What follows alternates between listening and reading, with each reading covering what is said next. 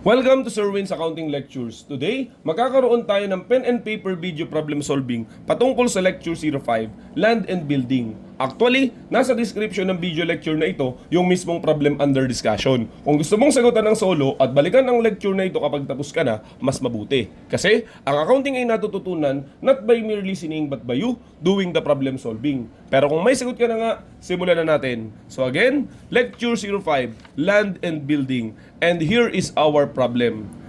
Jellica Paula Atienza Company acquired land and usable old building for a total cost of 5 million. It was determined that the appraised values of land and building at the time of acquisition were 2.5 million and 1.5 million respectively.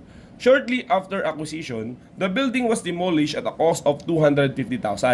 A new building was constructed for 8 million plus the following costs: excavation fees 158,000, architectural design fees 224,000, building permit fees 85,000, payment for insurance premium 15,000. Okay, that is the insurance premium of construction workers during the construction period. So magkakasama po pala yung problem na yon. Okay, so what is the requirement? Compute for the cost of the following. So number 1 is the land and then the building. So sa problem natin, itong si Jellica Paula Atienza Company, bumili ng land and building na magkasama sa halagang 5 million. In this time, yung ating building is usable.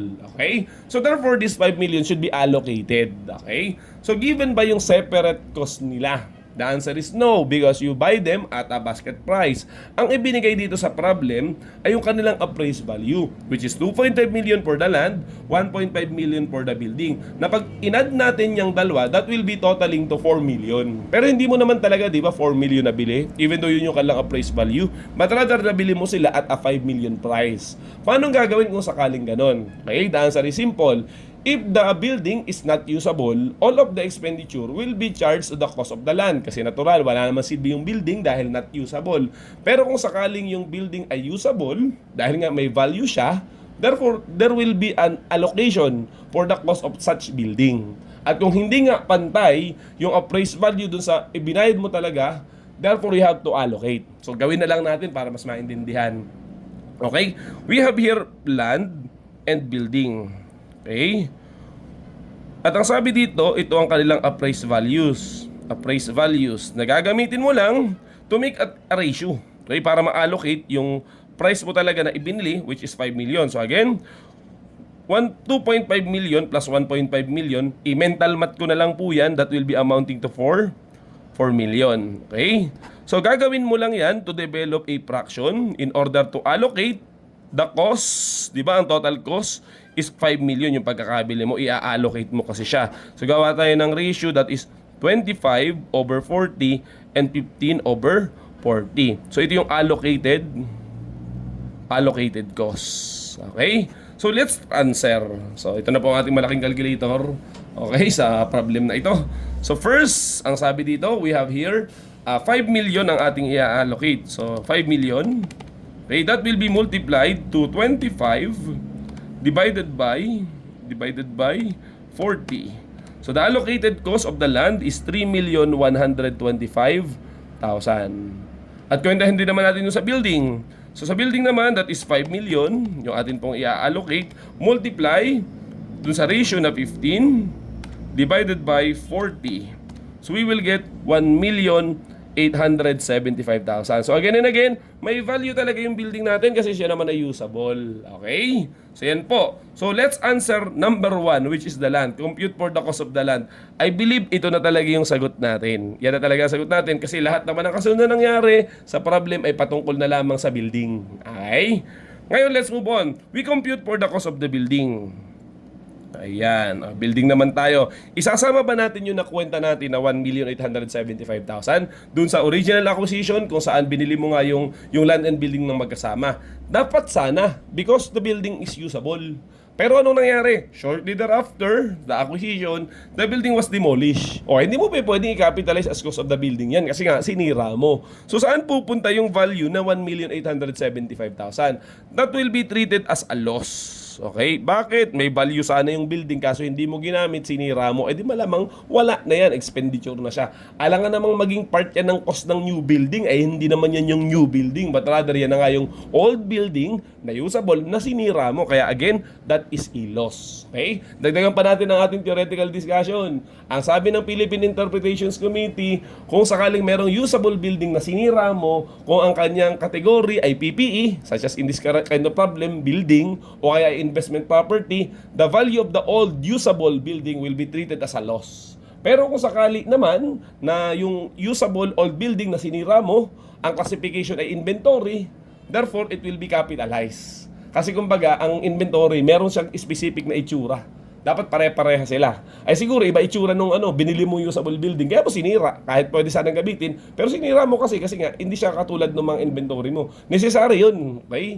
For the construction of your inventory. Inventory kung sakaling ang business mo nga ay mga subdivision business na dapat, let's say, pare-pareha sa itsura. Di ba may mga ganong subdivision? Yung lahat ng property nila, lahat ng kanilang mga house and lot ay pare-pareha sa itsura. Siguro itong usable old building ay hindi nila katulad, kaya therefore sinira, pero dahil hindi kailangan, dahil nga siya kakaiba, that will be capitalized. Again, I will summarize, okay? So kung sakaling usable old building na sinira, kung ang kanyang classification ay PPE or investment property, that will be treated as a loss. Pero kung sakali naman ang kanyang classification ay inventory, therefore, the cost of those demolished building, usable building, will be part of the cost of the new inventory product.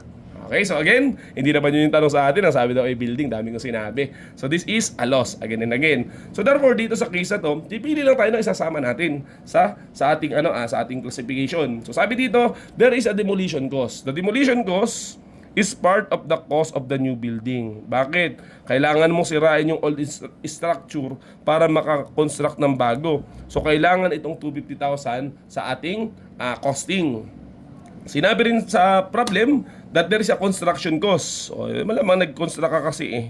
So there is a construction cost of the new building amounting to 8 million. So malamang that 8 million is part of the cost of the new building.